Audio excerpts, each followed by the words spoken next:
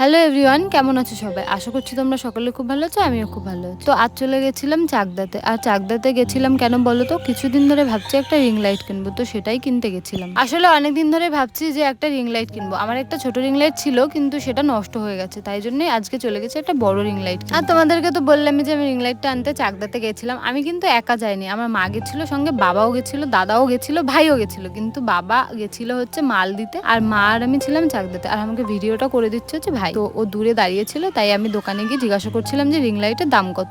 তো ফার্স্টের দোকানটা যখন গেছিলাম একটু বেশি দামই বলেছিল, তারপরে আমরা সাইডের দোকানে চলে গেছিলাম, কিন্তু সেখানে আমার ঠিক পছন্দ হয়নি। তারপরে আবার আমি ঘুরে ফিরে এই দোকানটাতেই এসেছিলাম। অনেকদিন ধরে ভাবছিলাম যে একটা বড় সাইজের রিং লাইট কিনবো। ওটা আমার অনেকদিন ধরে শখ বলতে পারো বা স্বপ্নও বলতে পারো। তো রিং লাইটটা নেওয়ার অনেকদিন ধরে ইচ্ছা ছিল, বোনেরও ইচ্ছা ছিল, আমারও ইচ্ছা ছিল। তো তাই জন্য ভাবলাম আজকে নিয়েই নি। আর যেহেতু তোমরা জানো যে আমি হচ্ছে রান্নার ভিডিও শুট করি অনেক সময়, তো সেগুলো করার জন্য একটু কোয়ালিটি মেনটেন